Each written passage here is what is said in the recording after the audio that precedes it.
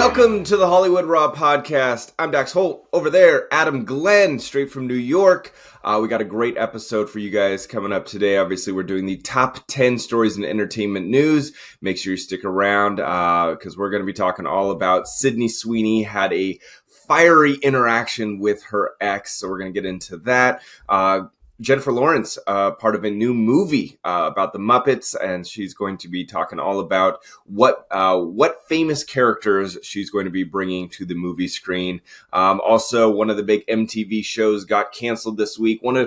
I would say the MTV show at this point got canceled this week, so we'll get into that. And lots of reviews swarming around Kim Kardashian and this new TV show that she's in. And I got to tell you, a lot of them are not good, so we'll get into all of that coming up on our Raw Rundown. Adam, how you doing today, bud? I'm doing all right. Unique week, Dax. You know, everything in this industry, it's so hard to get things going, especially when you're not really anybody. So, I mean, I've been working on a project. It seems like these social media stars, like if they got a little bump going, people throw gas on it, and I don't know. I got to look up their teams because their teams, I guess, are a little bit more hungrier. I was working on a project too, and there seemed like it was getting a little bit of momentum, but it kept dragging its feet. And then I heard this week I tried to follow up with this project I was working on, and they're like, yeah, based on the amount of calls and emails and the response we're getting, we don't think there's much interest. I'm like, but they kept me kind of excited about it for so long. Like, oh, yeah, no, we feel good. Yeah, don't worry about it. This is typical. This is Hollywood.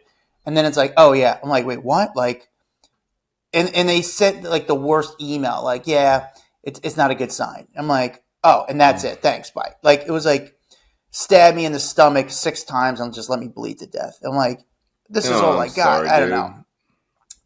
Yeah, I mean, this is what you sign up for. I still believe it. I reached out to another person who regarding this project, and they're like, yeah, I want to do this. I got so many projects at the moment, I don't have the energy to kind of put that much gas on it and stuff. So I'm like trying to figure out the next steps and rotate a little bit to kind of get this project moving because I do believe in this project. I can't really talk about it too much, but I got this thing in the works that, you know, you get people excited and everyone's like, yeah, I believe in it, but it's like, how many people are going to take giant action to make this thing work? Because you need a team and you need finding the right people. And that's the hard part about it. And this team that I was working with made me feel good for a while now. Like, hey, no, we got you.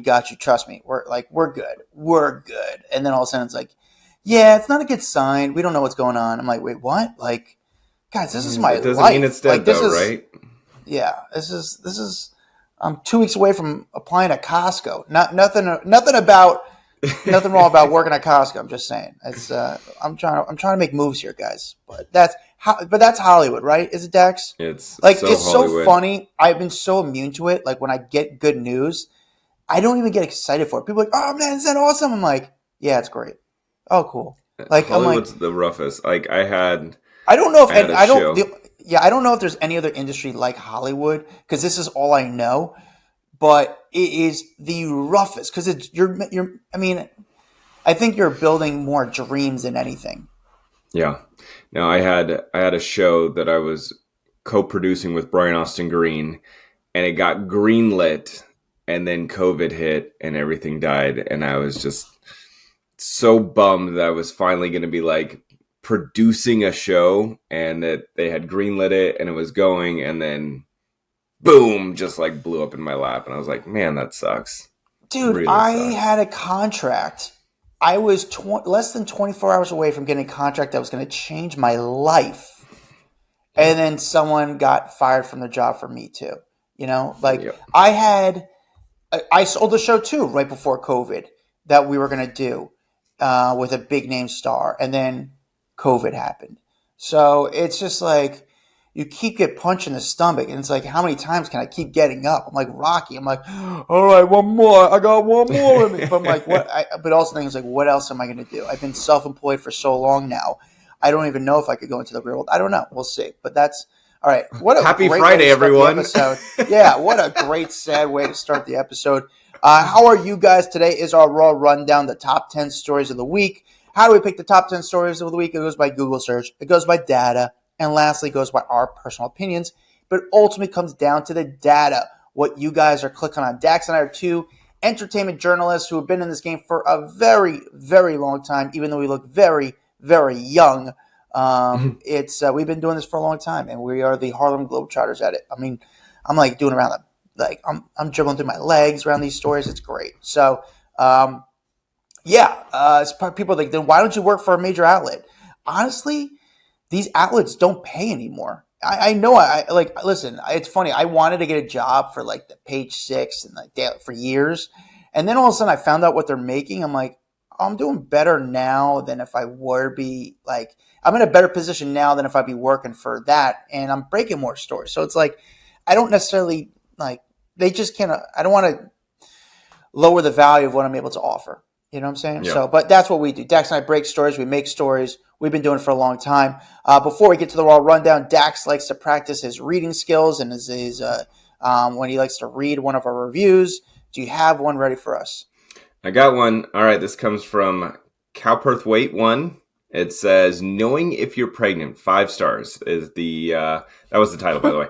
Yes, a woman that is in touch with her body can definitely tell if she got pregnant. You know, you have so many days to ovulate in a month. I know some women struggle with infertility, but I never had any problems, and I knew after the deed was done that I was pregnant with my youngest. I'm only saying this if you're regular and you don't have problems. Please don't come after me, just my experience. All right, so she is referring to the episode where we talked about conspiracy theories, was it? Or what was it? Like, no, Revelations. No. It was the Jada Pinkett Smith talking about wild stories that she had revealed. And in her book, her memoir, she said that the second she was penetrated, climaxed. No, the second after her and Will had sex, she was like, "Yep, I'm pregnant," and she knew. And people thought it was crazy. And we talked about it, and we said, "Is this possible?" And so this is someone responding to us saying that yes, it is possible to know you're pregnant right away if you are that in touch with your body. I don't know. All right, but yeah, thank you for the review. I appreciate it very much. I appreciate the response to it. Honestly, I really do. But that's what she's referring to, a story we were talking about regarding Jada Pinkett. But please keep the reviews coming in. It's the best news sports this podcast. On to the Raw Rundown, sponsored by Spandex. No, I'm just kidding. No. This is, I don't know why I said Spandex. All right, this is our Raw Rundown, the top 10 stories of the week, starting with number 10. Number 10, Jennifer Lopez. Oh, my God. Number 10, we're going to start that again. Number 10, Jennifer Lawrence is going to be working on a new Miss Piggy movie, and this is with Emma Stone. So she talked about it. She was on the podcast Las Culturas with Matt Rogers and Bowen Wang, and she sat down. She was talking about it, and she goes, "Look, I don't even know if I'm supposed to be talking about this right now, but I'm going to announce it just because I can, because I'm Jennifer fucking Lawrence." And she just said, "Look, we're working on a new Miss Piggy movie, and that Cole Escola is also going to be writing it. But her and Emma Stone, I think, are a total power combination in Hollywood. Obviously, I think they're super talented, but going behind the scenes, producing it, seems like she'll also probably be starring in it to some capacity. Not really sure. Obviously, there wasn't much more talk beyond her announcing it. They did ask her, however, whether or not those rumors going around of her doing a remake of Death Becomes Her was true. I don't know if you saw the movie posters that were going around, but it was her, and I think it was Emma Stone, I can't remember who the other person was, saying that her and Emma Stone were going to be doing the remake of Death Becomes Her, and everyone freaked out, and she said, no, that was more fan casting. She goes, "It would be great. I would love to do it. I mean, I would be there, but it wasn't a real thing. I think that would be a great remake." And I loved that movie when it first came out. Loved it. It would be great. I think those are two really cool people. I mean, those are, when it comes to like female actresses, I think those are two of my favorites. I know Emma Stone's in this new sort of like kind of unique movie. I don't even know how to describe the movie. Drama, thriller. But it's gotten graphic. I don't even know how to pronounce the movie, but it looks really good. And I think Emma Stone, I don't think she gets spoken about enough, because anytime she puts her name, she goes into a movie, it's always a Hmm. solid movie. I think she's incredible. To me, she's like almost like a Leo, where she Yeah. just gets great projects. As far as making Miss Piggy, yeah, I think it would be great. I think the Muppets are underrated. The Muppets, we don't talk about the Muppets enough. I think they're fun. I think they're funny. I don't know. I know we've seen a bunch of Jim Henson Muppets over the years, but I don't know. I think the Muppets are actually kind of cool. Yeah, let's make it. I think I that would be met I cool. met Kermit one day, and it was a pretty No, big highlight. Yeah, where'd and you meet I him? so back in the day when I was interning at Extra, I was always out on the set. I was watching Mark McGrath and Dana Devon, and one day Kermit came in, and they said that was the longest line that they've ever had to take photos with someone who had showed up to the set. And keep in mind, at Extra, you had everyone coming in and out of that building doing interviews, but Kermit being there, like everyone wanted a picture. So yeah, I've got a picture with Kermit back in the day. It was pretty awesome. That's pretty cool. It's so weird that I would actually be a little starstruck if I met Kermit. Mm-hmm. Like I don't know, it's one of those things where I don't know, it'd be that or Alf. No, I'm just kidding. But Kermit would be something like very cool to me. Like if I saw Elmo, I'd be like, oh, that's cool. But like Kermit's like a little bit more older and unique. I don't know. Actually, I should say Elmo's old too. But yeah, I kind of Elmo. If I saw Kermit, I would ask for a photo with. Does that make sense? Yeah, yeah. Finally, I've met a celeb you haven't met. Yeah, yeah. Of all people, Kermit. Yeah. So that'd be cool. All right, number 9. Number 9, Taylor Momsen, opening up about her big leave from Gossip Girls back in the day to go and pursue music, and how it really pissed off a bunch of studio heads because they called her ungrateful. So she was on Alex Cooper's Call Her Daddy podcast. She opened up all about that decision, which, if you remember at the time, it was a big deal. That show was massive. And to then have one of their stars, who obviously had become famous because of Gossip Girl, just say, "Hey, season 4, I'm out. I don't want to do this anymore." And they're going, "What the hell? What are you doing?" And she was playing Penn Badgley's younger sister on the show, but she said, "Look, that decision was super easy for me." She goes, "I really wanted to focus on my music career." She goes, "Acting, it just wasn't doing what it used to for me anymore." And she goes, "Staying was killing me."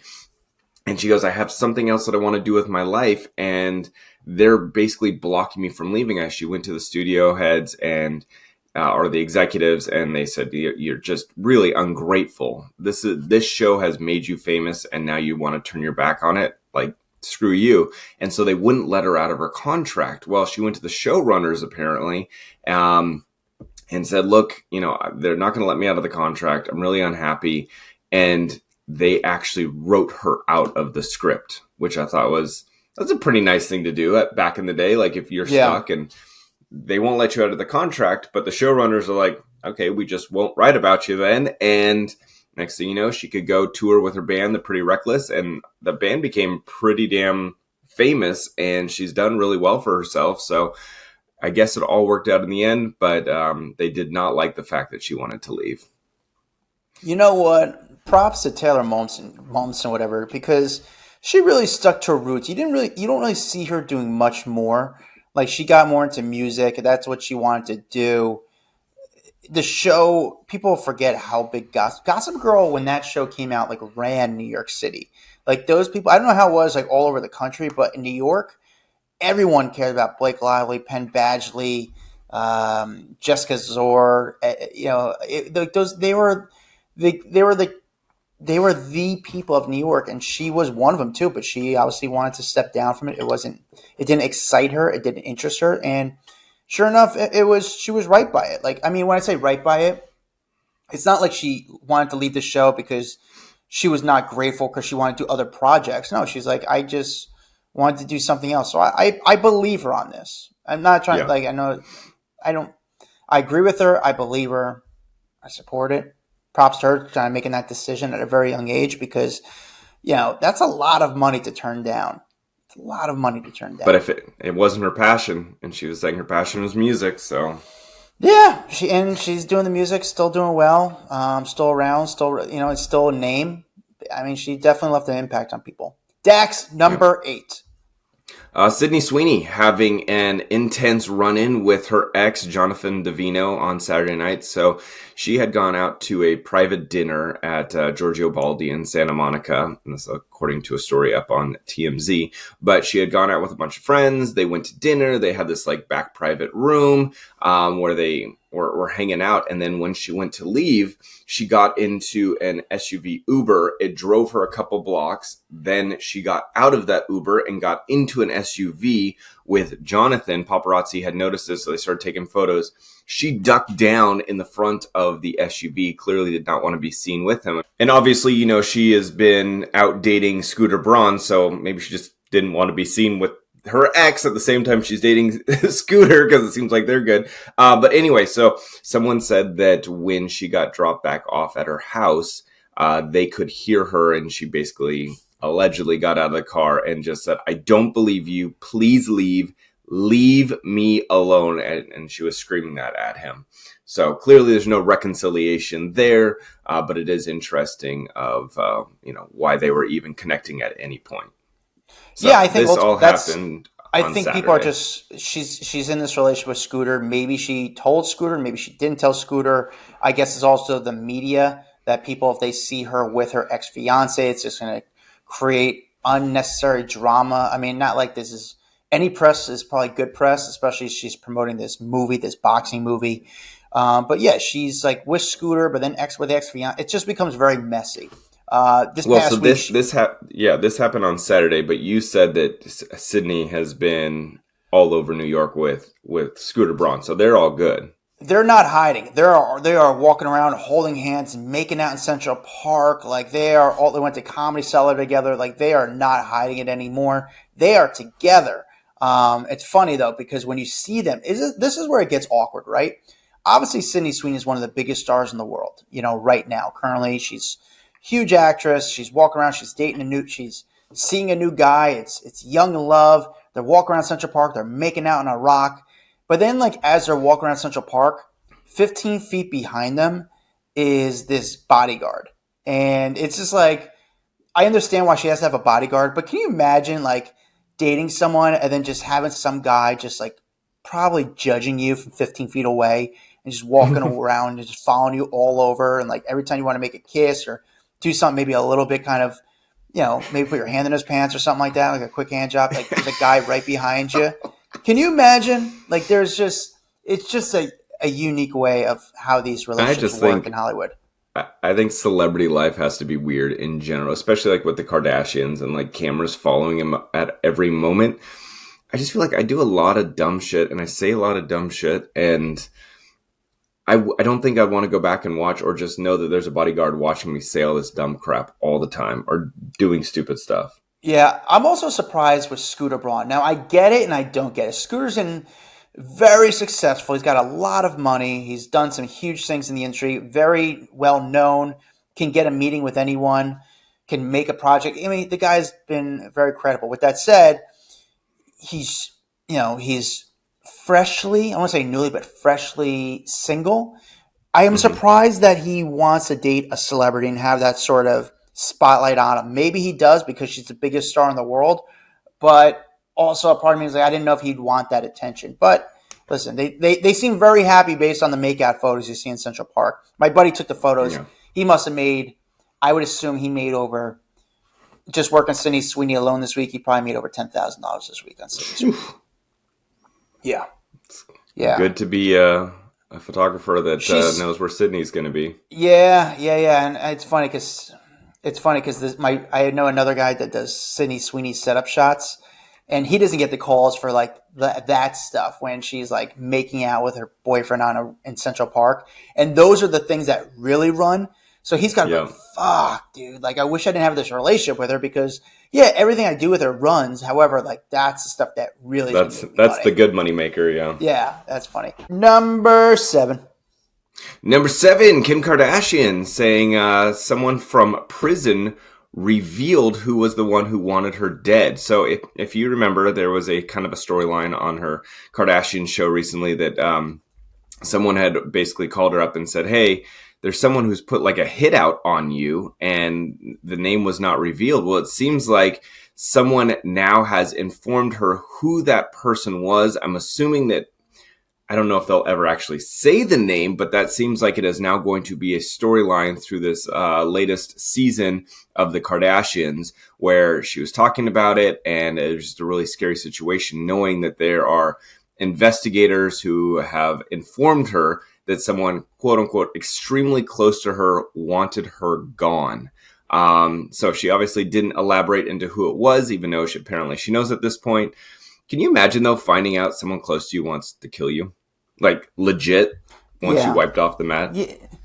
I mean, I'm sure there's a few. I didn't know there. Like, it's one thing about finding out, but I probably have 7 in my inner circle. But yeah, for Kim Kardashian, that's that's got to be pretty, pretty insane. It's just, I don't even know. Can I imagine? I can't imagine. I don't even know what kind of feeling you come across when that happens to you. Is it shock? Is it scared? It's got to be such mixed emotions where it just kind of gives you goosebumps. I wonder, like, what if they said it was Kanye? I think she'd be like, oh, okay, never mind. Yeah. Like, okay, never mind. That's a random Tuesday for him. Yeah, ask him on Wednesday. I'm sure he doesn't even know who I am. Yeah, it's that's got to be a unique thing. But again, I love how the Kardashians are so good every week with the show, kind of like clipping it. Like they clip the news, just like in algorithms. They kind of clip podcasts like we do. They clip the show to get us talking about it. Where else? Like, no one else can do that and still have interest in the actual show. Like, you see the clips and you go, okay, I don't really care. Like, I saw the clips, so I don't really need to watch the show. With the Kardashians, it just fuels them. So I don't understand how they do it so much better than everyone else. At the end of the day, it comes to what we click on. We, as a podcast, so there's so many other podcasts and so many people out there, they do clips and they put it on the internet. The Kardashians are so big, they're like, yeah, we could clip on the internet, but we know that news outlets need us. We know that people click on us, so we could just give it to major media outlets and clip it through major media outlets. That's how good and how big they are.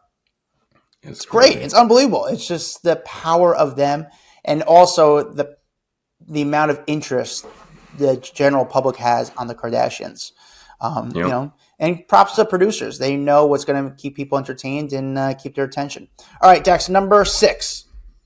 Meghan Markle returning to acting. This is now 8 years after she quit Hollywood to become a working royal. She's now set to star in a new film along with Lily Collins and Brie Larson and Jack Quaid. She will reportedly be playing herself in the film Close Personal Friends, which follows 2 couples where one is famous and the other is not. So she was actually in Pasadena at the Amazon MGM Studios production, I guess, scene filming this week.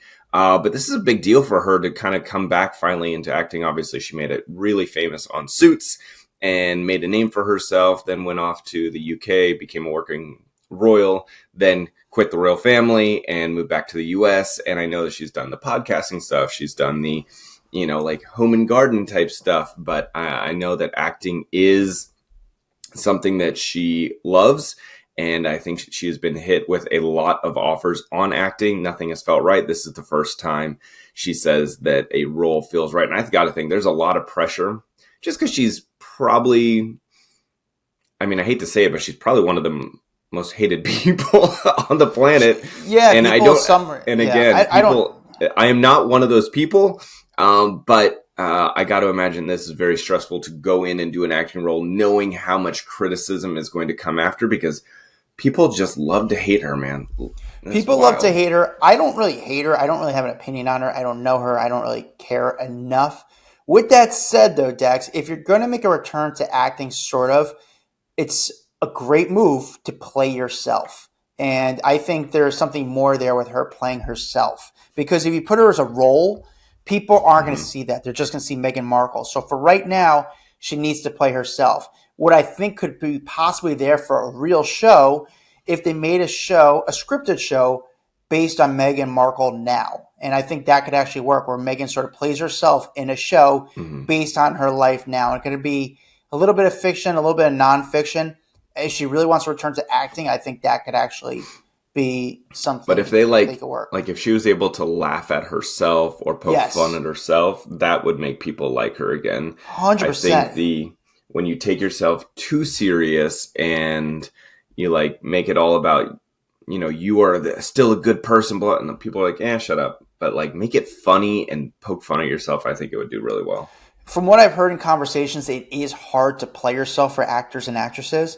But again, for Meghan Markle, I think there is something there if she did a more serious role. Not a serious role, just a role of her playing herself. It's not a reality show, a script show based on her life now. Her marrying a prince, moving to America and trying to, Americanize him in some way, but also trying to kind of be relatable to general people. But she's also married to a prince. There is something very interesting there. I don't think you could do the show having someone else play it. I think the only person who could play that role really is Meghan Markle. Number 5. Brooks Nader, opening up that she is addicted to GLP-1 weight loss drug. She credits kind of the drug to her career really taking off, even though everyone in her family is like, "Oh, you need to be careful with these drugs that you're taking." So she sat down with Bustle, did a whole interview, and said, "Look, the facts are when I started GLP-1, my career took off. I'm not saying it's okay. I'm not saying it's right. I think everybody is different." But she said, I lost 30 pounds and I booked all these jobs. She said that, when her career was kind of like stalling, and she was doing Sports Illustrated and she was going to all these gigs, and she was like, why am I not landing any of these? Why can't I book a goddamn gig? And she said, can we start getting some feedback from the agency, whoever the clients are? Like, why am I not getting booked? And they said the feedback was that she needed to lose 30 pounds. And she said, I didn't shed any tears. I didn't feel bad for myself. She goes, they wanted me to lose weight. How do I achieve that? And so that's when she started dabbling with like Ozempic and other things. And she goes, instantly, she got that weight loss that she wanted. But she did say she is kind of like a little bit addicted to this stuff, and her family doesn't like that she takes it. I guess her sister at one point on their show had talked about her having needles all over the place, and that Brooks had a serious problem. I can't tell if they're doing this all just because they're going along the Kardashian storyline where strum up, and make it crazy and make it dramatic, and then people care more. But nevertheless, she doesn't look like one of those people that are super. Have you seen someone who's on Ozempic that gets like super gone and their cheekbones get like really defined? Yeah, I mean, she was already in good shape, and I guess she's just becoming more slimmer, if you want, in a way. But I feel like there's living in Orange County. I see a lot of women on Ozempic, and they just get like super. Like I don't know. I feel like you see it in their face, like they lose the cheek fat or something. Yeah. And it makes their cheekbones stick out. And then I'm like, ooh, too small. Yeah. Too small. Stop. Anyway. Yeah. I know what I'm curious about if the Naders, I'm curious about the ratings of the Naders. I'm curious about if that show gets picked up. My guessing, I would say the show would get another season just because they're so good at keeping their name out there that Hulu finds that good. She is good. She is. Yeah. So Hulu's going to say, we'll invest in it for another year because it's cheap to make. They're cheap. And she's good at keeping her name relevant. So we want to invest in this for another year to see if maybe people catch on more. But yeah, I'm curious about the ratings of the Nader's sister show. Number 4. People Magazine revealed the Sexiest Man Alive, and it went to Jonathan Bailey, which makes him the first openly gay man to be on the cover of the Sexiest Man Alive. Dax, you know who Jonathan Bailey is? From Wicked.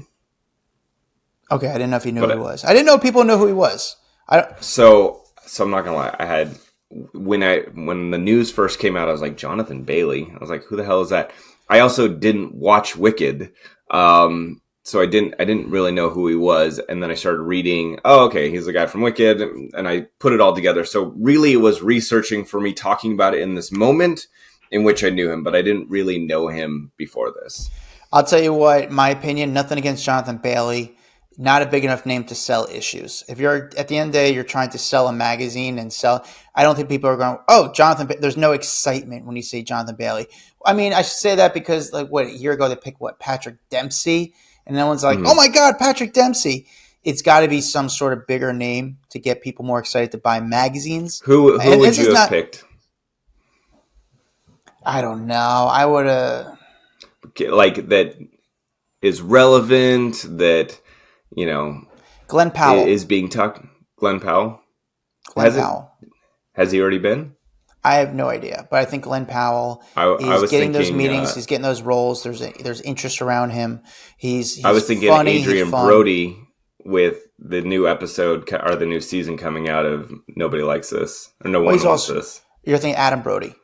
Adam Brody. I'm sorry. Adam Brody. You know what? Brody. Adam Brody, I could see doing that. And it's nothing against Jonathan Bailey. I mean, Wicked came out more than a year ago now. So it's like, oh, the guy from Wicked more than a year ago. I just think there's other people that are doing some this is not – I'm not trying to go against Jonathan Bailey's character, his role, his career.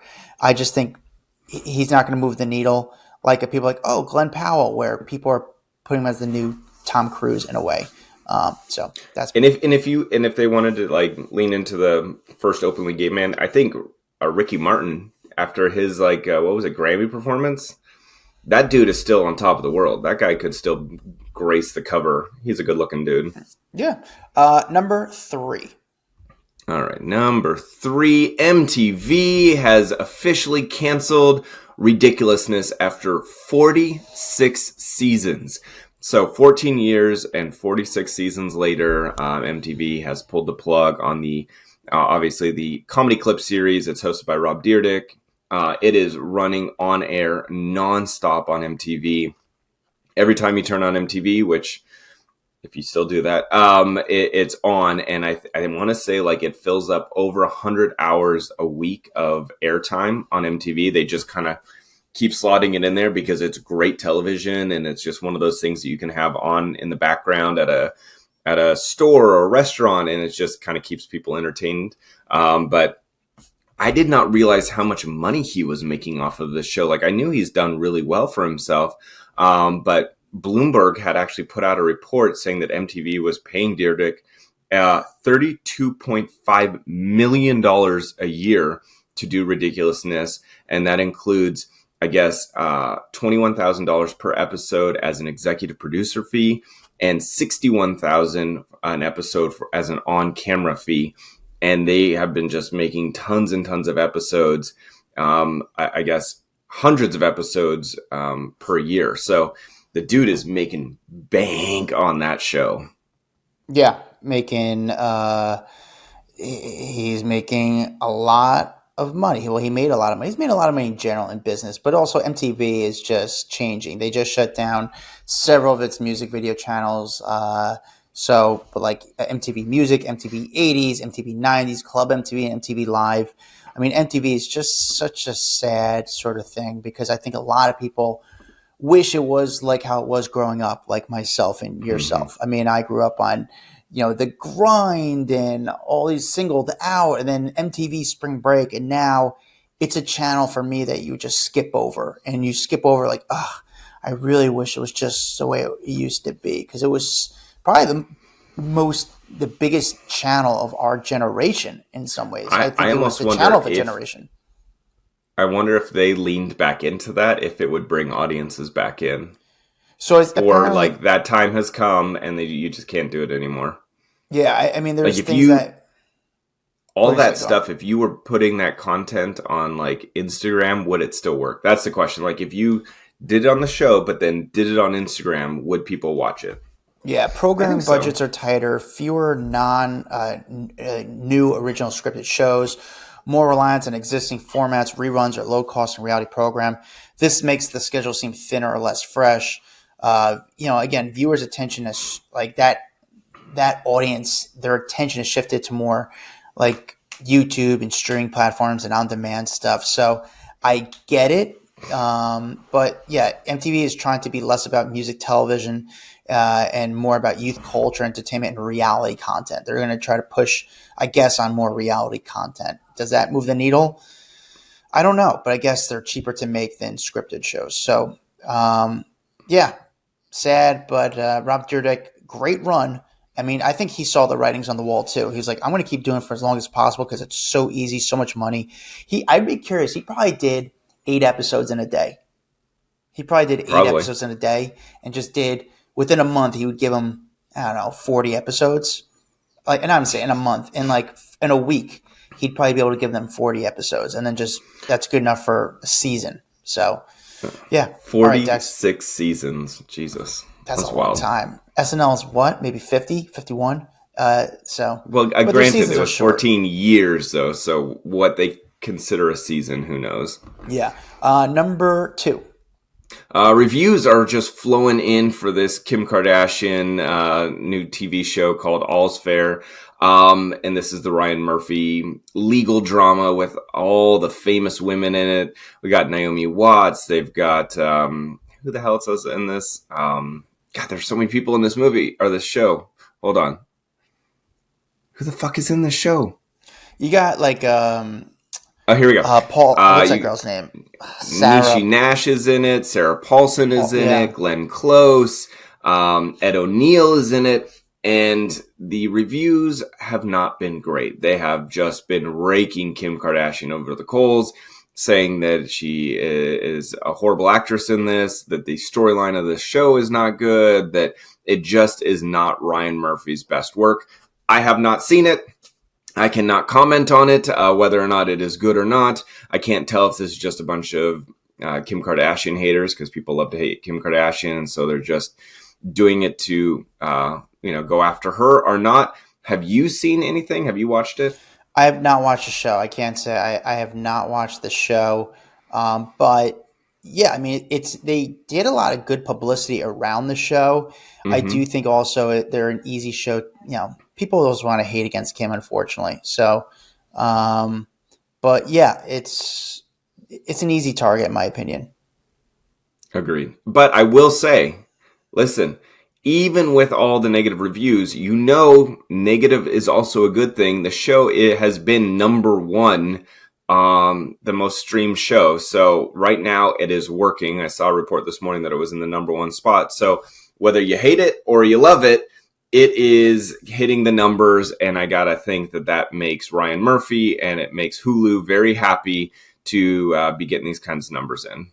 Yeah. Is it Hulu? Yeah. I think we have to give it... Yeah, I think we got to give. I think it was Hulu. I think we got to give the show time a little bit. That's what the people are saying who come from the show. Like, give the show a minute. Like it is, again, they believe in the show. It's got a strong cast. They've been promoting the show well. Kim's obviously very good at promoting a project. All right, yeah, but I have not watched it yet, so I can't give a review. But unfortunately, they're getting bad reviews at the moment. But people are still clicking on it. People are still watching it. Dax, the number 1 story of the week. Number 1 story of the week is that Tom Brady has cloned his dog, and everyone is losing their mind. So you remember him and Giselle had a dog named Lua. Well, that dog died back in 2023, and he had taken some blood from the dog before it passed away and cloned the dog. And now Junie, his new dog, is a clone of the old one. He did this through Colossal Biosciences, which he is an investor in, and kept it quiet for this whole time until now, saying that, listen, this dog was the love of our life, and he used this company to basically clone, and it didn't say whether or not he's happy. It didn't say whether this has now become a Pet Cemetery movie line or what the heck, but everything seems kosher, and this is not the first time a celebrity has cloned their dog. We know that Barbra Streisand had cloned one of her dogs that died back in 2017. Paris Hilton had cloned her dog, Diamond Baby, into 2 puppies after the pet went missing in 2022. And so this is not the first, but it always makes headlines because it's not cheap and it's a little creepy, I think. I think it costs like $10,000 or something to clone your dog. From what I'm looking up, it costs about $50,000. Oh, 50,000! I thought it was 10,000. No, oh my God. I guess it goes into what I'm seeing. One thing saying it costs approximately $50,000. I see it says the initial stuff of collecting and storing your pet's DNA typically costs around $1,600. Plus, there's like other fees added to it. So I'm getting mixed. Hold on. According to the todayshow.com, they're saying it cost about $50,000 paid in 2 equal installments. So yeah, it's crazy money. I don't know the fact, like, that never even crossed my mind. I want to clone my dog or clone an animal. Yeah, I don't because we are poor and we don't think in rich people money, which is like, oh, I just want the same dog I had. So clone it, 50 grand, go for it, wire the money. Yeah, I never even thought about that. So, but yeah, Tom Brady's getting a lot of shit over it, not just because of the cost of it, but also, people, when it comes to animals, especially dogs, it's a lot of adopt, don't shop. And, even if you get a pure breed dog, people get pissed off these days. So, but if you're not breeding, you're just cloning, do you still get put into that category of, hey, I want you to adopt, not shop? I would imagine so because I would imagine so because people feel like, hey, if you need a pet, there's other dogs that needs homes. So yeah, I would imagine people are kind of pissed off at that. So it's obviously a though situation. he's using it different because he's an investor in the company. So for him, this benefits because now this is the number one story of the week across entertainment, across sports, across science, everything. And he is now putting Colossal Biosciences in the sphere of people talking about. And so it's a good thing for his investment to be talking about this.